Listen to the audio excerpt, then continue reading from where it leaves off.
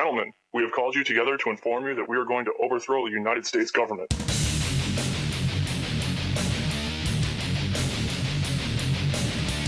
you still think that jet fuel brought down the World Trade Center?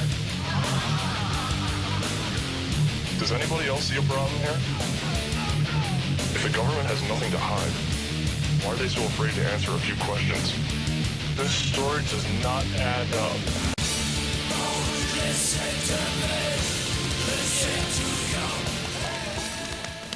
Lower. Hey, Hop. Go away. That's fine. Then I won't tell you my idea. Good.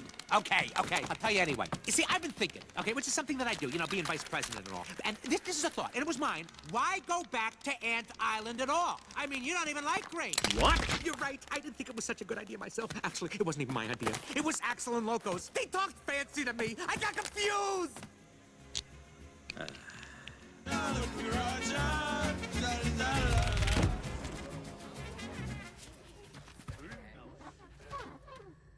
Guys, order another round, because we're staying here! Yeah! What was I thinking going back to Ant Island? I mean, we just got here, and we have more than enough food to get us through the winter, right? Why go back? But there was that ant that stood up to me. Yeah, but we can forget about him. Yeah, it was just one ant. One ant. Yeah, you're right. It's just one ant. Yeah, boss, they're puny. Puny? Say, let's pretend this grain is a puny little ant. Did that hurt? Nope. Well, how about this one? Are you kidding? How about this?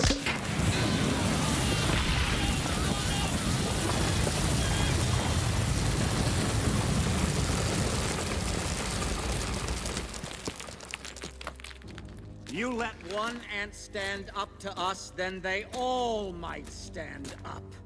Those puny little ants outnumber us 100 to 1. And if they ever figure that out, there goes our way of life. It's not about food. It's about keeping those ants in line. That's why we're going back. Does anybody else want to stay? He's quite the motivational speaker, isn't he? Let's ride!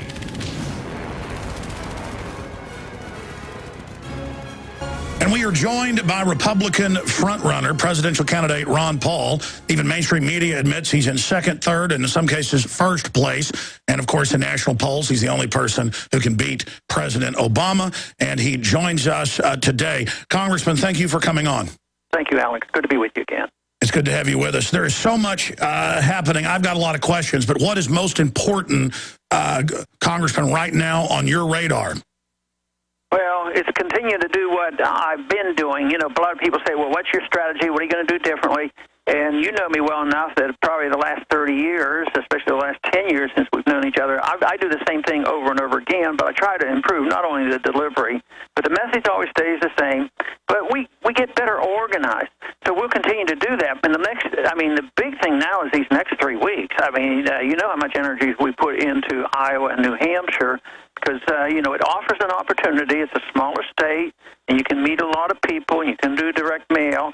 So we've done our very, very best. We think we're in a good position, but we're going to work right up until, the caucuses occur on the 3rd, and then, of course, the primary in New Hampshire on the 10th. But it's unbelievable how much volunteer work we're getting, and there's so much work going on outside of the campaign that's so fantastic. So I believe that could be our secret weapon, that nobody measures the amount of activity going on outside the campaign. But we're going to continue to do exactly what we're doing with a lot more energy. And they continue to try to sell this mind game or this self-fulfilling prophecy that even though he wins all these straw polls and even though he's always a top-tier candidate, you still can't have him. But I think that hoax is really beginning to backfire on them. Yeah, I don't know how long they can get away with. If Newt wins Iowa, he's a shoe-in for the whole nomination. If I win, it's a total fluke, and I'm just a troublemaker and a spoiler. But we still have to prove ourselves under the circumstances of the disadvantages with the mainstream media. but we know where we stand. We know what we have to overcome, and I think we're doing a very good job on this. And no matter how they spin it, there's a limit to how much they can spin it. You know, even when they give me 90 seconds, actually, we've been able to turn that around and turn it into a positive. When you see guys like Jon Stewart and others, you know, just mocking, the unfairness of the system. So we have to keep plugging along. That's all. They've tried to ignore you. Now that's failing. The attacks are beginning. Do you think that it's going to do the same thing again and boomerang back on them because the mainstream media and political system is so discredited? Yeah, I think so. And in a way, even though the kingmakers and the mainstream media and the establishment people are gunning, the other candidates, have you noticed that they're a little less aggressive? They're more aggressive against each other than they are against me, because I think they know the significance of the number of people, and they're not going out of their way to offend. They say, oh, there's just a couple percent, there's 7 or 8%. But they're being a lot more cautious because they know our percentages are much higher, and we can play a significant role, and they're being a little more cautious at least. If you were to go after Obama more, pretty much run against Obama, transcend the other Republican minions and point out, as you have, that they're basically just rhino Republican versions of that, and point out that you've pointed out the real problems and are the only candidate that has any shot at trying to turn the ship around.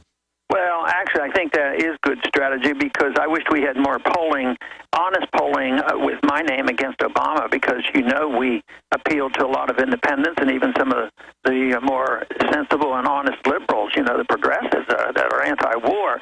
So I think what you're suggesting is very good, and I would have to admit I don't do enough of that. And I think it's a mixed bag. Politically, I think is very, very good, and he deserves it, and that's who ultimately you have to run against.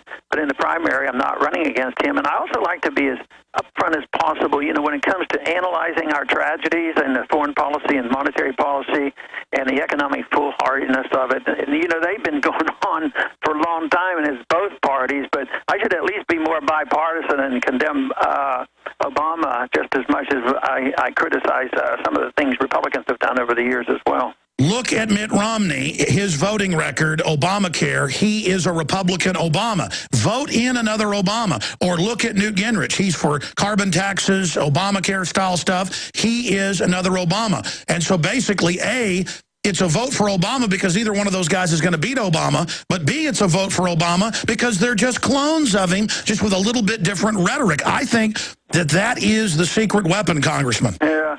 And I got a little bit out of it, but probably not as sharp as I could have or what you might have done. But, in the debate the other night, I said the two of them are totally on the defensive. They're defending their record. I mean, how can they lead our party if they're defending themselves for not being, for having been like Obama all along? So that is the big issue. And I think probably, Gingrich has been pretty aggressive in that light, so maybe that's one of the reasons he got bumped up a bit. So that's not a bad advice at all. RonPaul2012.com. It is absolutely essential. Obviously, everybody go out and get ready to try to be delegates. Everybody hit the ground in Iowa. I know I have family who's actually gone to Iowa. So there is a massive grassroots operation. All the different ways people can get involved are at RonPaul2012.com. I want to go back to the campaign here in a moment, sir, but they've obviously tried to keep you with 89 seconds in the CBS debate and other places from actually talking about the real issues. And instead they'll ask you, what do you think of Newt? What do you think of Mitt? So they can basically still give you time and not get caught censoring you, but they still censor you in another way. What do you have to say about that? Well, I mean, that's been ongoing, and I've lived with that for a long time. I have to be on guard for it, but and try to distract them from it. But that's ultimately their goal, is to make a subtle, if not blunt, assumption that, well, you can't win, and therefore we shouldn't pay a whole lot of attention to you. But the only way we can ultimately overcome that is success in Iowa. As a beginning point, if we do really well there, they're going to have a lot harder time doing that to us. I saw the Republicans here in Austin are going to protest Eric Holder, the Attorney General, today because he wants the UN to oversee our elections. And I agree, that's certainly out of control and treasonous. But this is the guy caught perjuring himself, and the memos CBS released last week show that they said they were going to blame the guns in Mexico on the Second Amendment. Is that not a form of false flag against our most basic of rights, sir? And what would you do, if president, to people like Eric Holder? Well, he should be immediately fired, and then there should be an investigation and find out if charges should be made.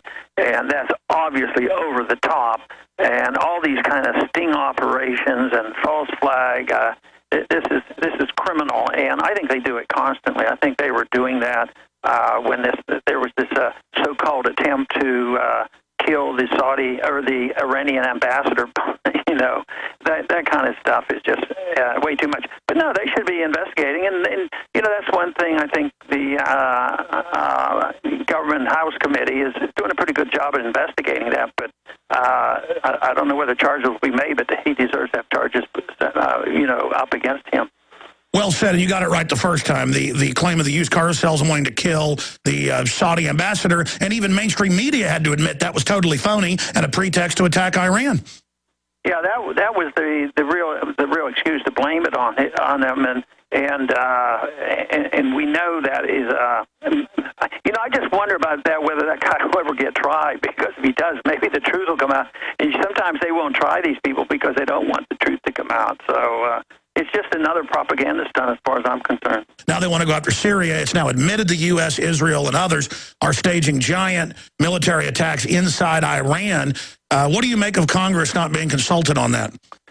Well, unfortunately, that's been happening for a long time, and Congress is just totally negligent on this. And, you know, the other night when they were talking about this in the debates, you know, on what the president's responsibility is when they, you know, shoot down or are able to get one of our drones. And the argument was, should we go in and get it, or should we just go in and destroy it?